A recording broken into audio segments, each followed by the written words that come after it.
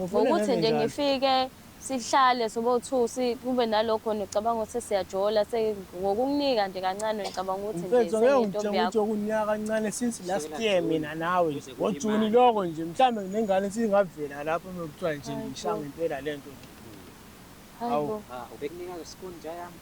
Abeshaya spoon bra. Ngosutamba manje. Engakwazi nje condom isebenzisa. Ngosutamba manje. Shaya spoon blind. Ngosutamba manje. Manje Ayikho into engizokhuluma nalo ngoba ungimoshela isikhathi angaze ngilethele la. First of all bumele ukhulume nami. yenzelani leyo nto leyo mfethu ungiviselana ubuhlungu mina ngithi ngikuthanda. Ngikunika uthando ngiyazama ukubonisa kodwa indlela ongiphatha ngayo akuyona le. Maphela amajeto okhuluma ngawo manje. Cha na ipost yakho isikhathi sevalentine bangikhulume nawe kahle. Leyo nje angiphatha kabi namanje nje ayikahlali nje kahle kimi. Awukucabangeke ngentombazana. Asithi uyintombazana.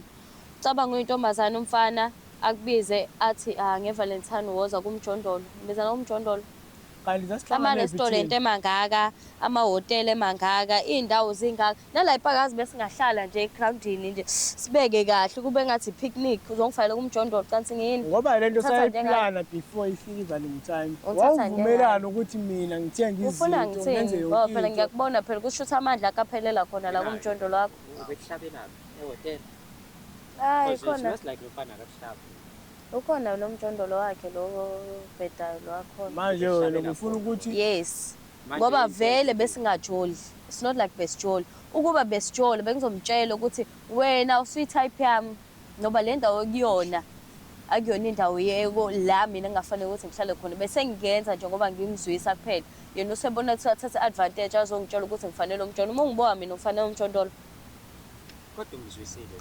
Mina kahlahle into esahlane sanalo ukuthi uzolena uzofika shaya insango mina ngiyabhema bese emva lokho ngiyamnika bese ngiyahamba kuphela asikaze sifike kwi-topic yokuthi sizokhetha amafilisi sizojola nana sike safika-ke endabeni yokujola ngoba vele ngangifika ngokubhema mfethu uma uthi siyalalana mina nawe senzanani siyahlabana nje kuphela kusho ukuthi phela uthenga yona wena ngeqhayisango ngiyakubuza sisi uthenga insango ngeqhayi angiyithengi ngoba ngathi kulo wathi wena ayikho inkinga no abanye wenza kanje wena no wathi wena ayikho inkinga ngingakudalela uma uzonginika nje ungakhokhi awu ngo5 o5 laba wathi angabakhokhela ngithi uthi wena uyadayisa wena uthando lakho uyalidayisa wena ngeke uze uli-afford-ke noma kuthiwa ngiyalidayisa awu ngeke nawo nje sengihlabile ngeke aze ali-afford-e kodwa angithi manje uyangifuna kuzomela upgrade-ke abekule standard lesi engisifunayo otherwise awungi-afford wena laba bakujwayezile laba bahambisa ngemoto ebona benza ukuthi